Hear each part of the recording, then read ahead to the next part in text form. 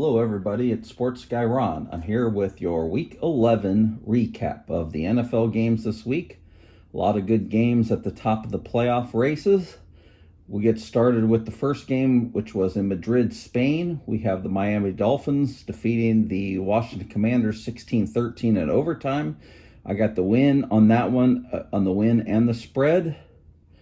Devon Achane, 21 carries for 120 yards.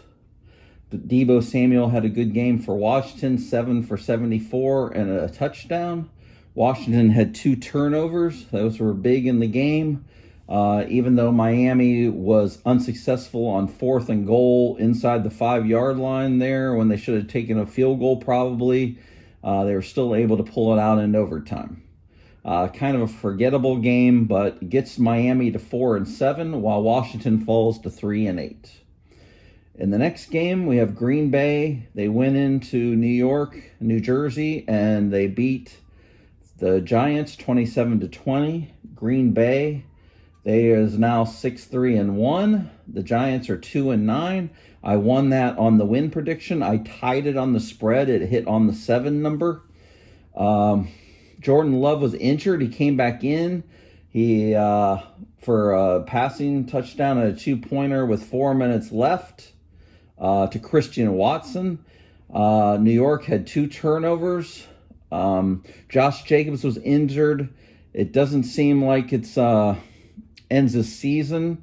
He didn't return in the game, though. He looks to be week to week, but it doesn't seem to be too long of a long-term injury, so that's a big news from that game. Of course, Jackson Dart didn't play in the game. Jameis Winston was pretty good, moved the ball. Did have 2 turnovers, but all in all, Green Bay pulled it out. They're a little banged up going into next week, so we'll see how that shakes out. In the AFC South matchup, we had Houston. They got a victory at the end of the game, beating Tennessee 16-13. I took the win on that on the win. I did lose that on the spread, though. They did not cover 5.5, Houston. Cam Ward was 24-37 for 194 yards. He did drive the Tennessee for a touchdown with 1:35 left to tie the game up. Davis Mills was 26-41 for 274 yards and a touchdown. And Matthew Wright, he hit a 35-yard field goal at the gun for the victory for Houston. So they get to 500 now.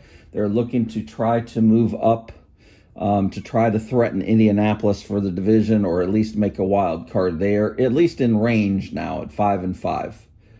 In the NFC South matchup, we had Carolina. They defeated Atlanta 30-27. Michael Penix, he hurt his knee in the game. He's likely out for the season. Drake London also hurt a knee in the game. He is week to week. It does not look like he is going to play this coming week in week 12. So that's going to hurt them, although they are 3-7 and they're pretty much likely out of it anyways. Carolina does move to 6-5, so they're in the thick of the wild card chase. I did take the L on this game. I predicted Atlanta to win and to cover. Bryce Young, though, he got banged up with his ankle, got stepped on, came back, 31-45 for 448 yards and 3 touchdowns. You got to like that. He brought them back they were down 21-7 because Bijan Robinson got off to a big start in this game. He had 23 carries for 104 yards and 2 touchdowns. Wasn't enough, though. Tederick McMillan, he's making a good case to be in the conversation for Offensive Rookie of the Year. 8 catches, 130 yards, 2 touchdowns. He should be in that conversation for sure. And they were able to pull out a victory, Carolina, on the road, which has been difficult for them, although they've been better lately on the road. So they are now 6-5. In an NFC North matchup, we have Chicago. They came back and defeated Minnesota 19-17. I took the L on that one. I thought Minnesota would be able to stay in the thick of the race. I don't see that they are now. They fall to 4-6. Chicago's now leading the division, the NFC North, at 7-3. Didn't see that one coming. Cairo Santos had a 48-yard field goal at the buzzer. JJ McCarthy, he had a touchdown pass with 50 seconds left. They were down 16-3. He did bring them back. Minnesota did have 2 big interceptions in the game from McCarthy.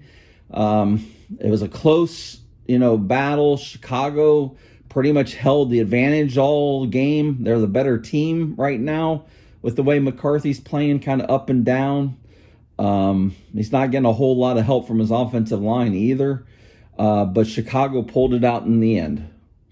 Maybe the biggest surprise was Jacksonville. They defeated the Chargers 35-6. Not surprising that they won, but in the way they dominated this game, it's kind of surprising. Took the L on that one. I thought the Chargers could win this game. Justin Herbert, 10 of 18 for 81 yards and an interception. The Chargers could only muster 135 yards. Jacksonville, 30-8 in first downs gained. It was total domination by Jacksonville. They ran the ball quite a bit on the Chargers. So they are totally dominant. Makes you wonder what's going on with the Chargers. I know the line's a mess, but everything's a mess right now with this game. In the next game, big battle, the best 1 o'clock game. It was back and forth. Buffalo, they're now 7-3. They defeated Tampa 44-32. Tampa's 6-4 now, and their hold on the NFC South is not as what it used to be with Carolina at 6-5. Buffalo, I did predict them to win. I won that. I lost the spread on that. I had predicted Tampa to keep it close, which they did right till the end of the game. This was a back and forth game. There were 9 lead changes in the game. It's kind of crazy. Sean Tucker did a great job for Tampa running the ball. 19 carries, 106 yards, and 2 touchdowns. Rachaad White was also effective running the ball. So that kept Tampa in it because their pass game wasn't what it normally is. I guess probably they're missing Godwin and Evans for sure. Baker, he might be a little banged up. They're not really saying anything about it. I think he's got some injury issues going on. I know in Cleveland, when he started to struggle, you could trace it back to an injury or a hit he took. I think that might be what's happening here in the passing game. He did lead them, back and forth in this game, but just wasn't enough because Josh Allen was incredible. 19-30, 317 yards, 3 touchdowns. He did have 2 interceptions, but he also had 3 touchdown runs. So 6 touchdowns accounted directly to Josh Allen. Big fantasy day for him.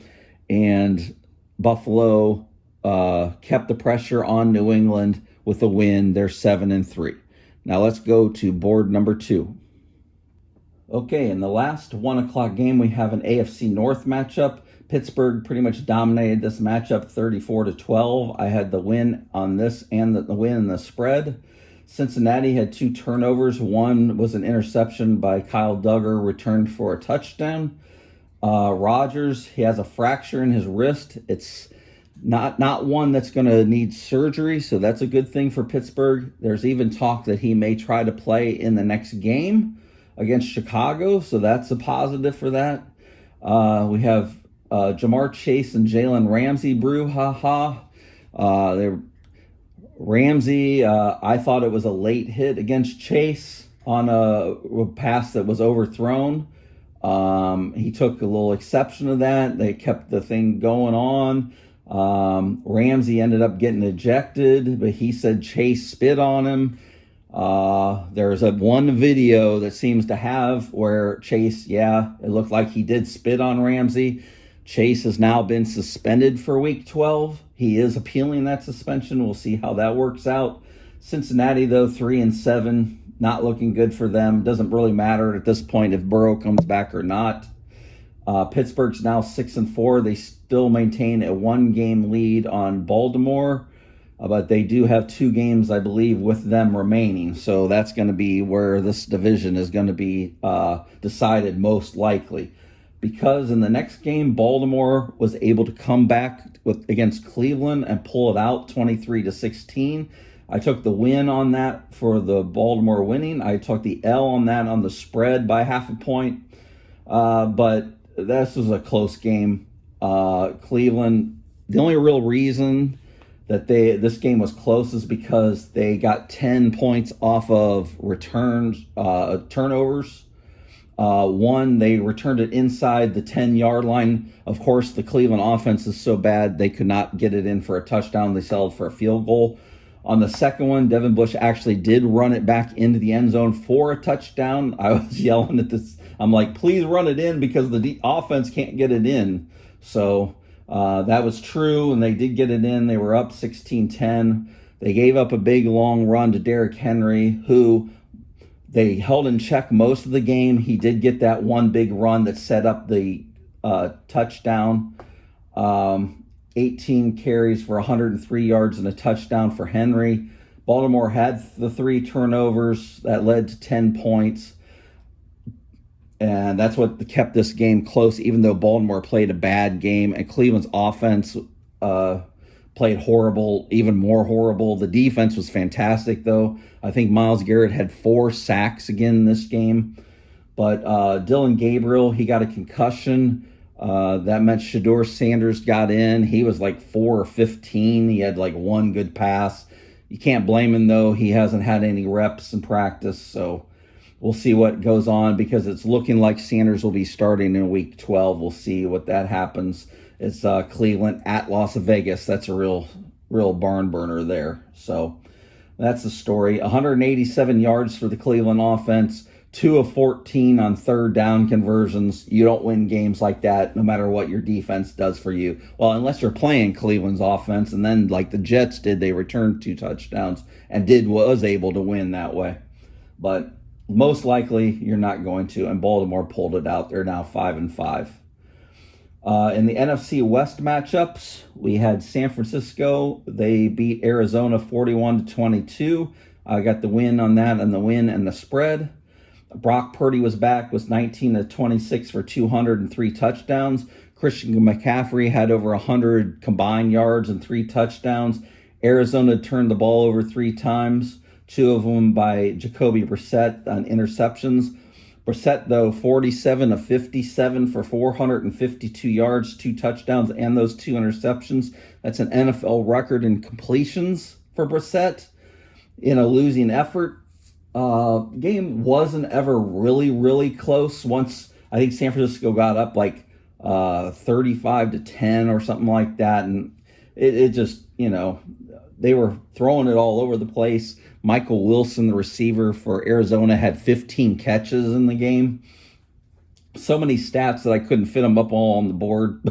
But offensively, they did a lot against San Francisco, especially in garbage time. But San Francisco deserved the victory. They're 7-4 now. Arizona falls to 3-7, and they're the one that's out of the race to go to the playoffs in the NFC West. In the big matchup, it was Seattle losing to the LA Rams 21-19. Rams are now 8-2. Seattle 7-3. I took the win on that on the win because I predicted LA. I predicted LA to cover the 3 points, which they did not by a point. Sam Darnold, 29-44 for 279 yards, but 4 INTs. The Rams were 2 of 11 on third down. So that was something that was a problem for them. Seattle's defense kept them in this game. With all the turnovers that Seattle was putting up with the 4 INTs from Darnold, they put the Seattle defense in harm's way quite a bit. But luckily for them, they kept the Rams offense in check and Matthew Stafford in check to where they had a chance to win it at the end of the game.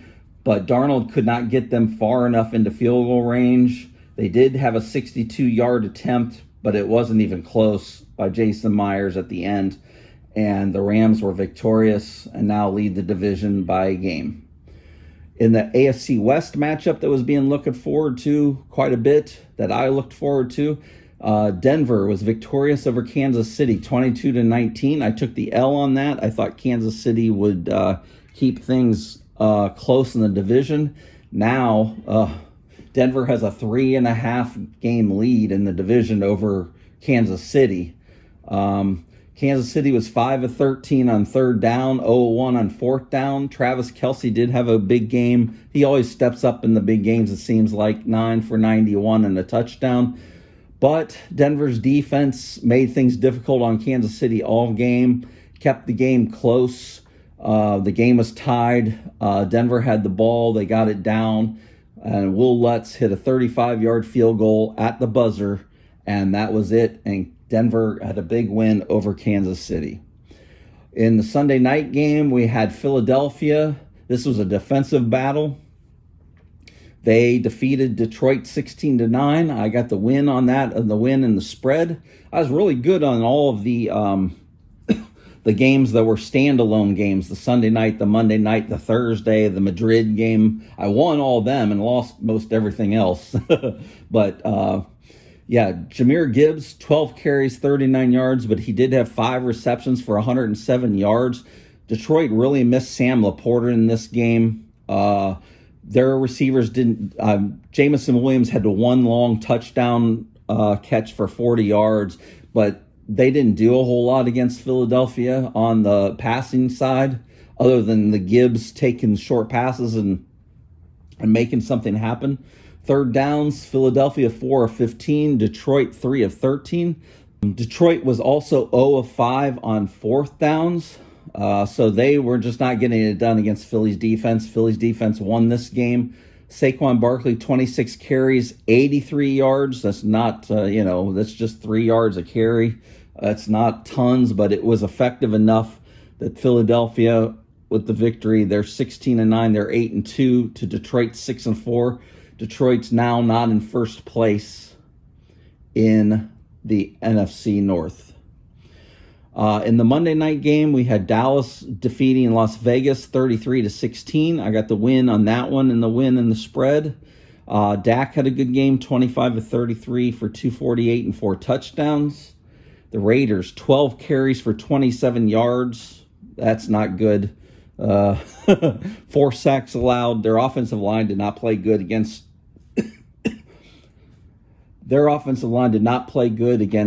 the Dallas defensive line, the new defensive line that they've created with the trades, the Kenny Clark now in there, and from the Jets, Quinnen Williams. They had a really difficult time, although their offensive line's bad and going to have a hard time running against anybody. We had George Pickens, 9 catches, 144 yards, and a touchdown. Dallas jumped on him quick, was able to do a bunch of stuff. Vegas kind of hung around, but not really. This was pretty dominant performance by Dallas on the road, and they got the win. Indianapolis, New Orleans on buys. For the week, I was 11-4 in my win predictions. I'm 107, 54, and 1. Almost 2-to-1 ratio there on wins, so that's good. Against the spread, though, 6-8-1, not so great. 72, 88, and 2. Try to get up closer to 500 next week. It's hard to pick in every single game instead of just a few. So, I'm just, kind of doing the best I can with it. Okay, so that's week 11. I hope you liked the video. If you did, give it a like. Maybe subscribe if you're not. I'd appreciate it. And I hope you have a good week. I'll talk to you soon.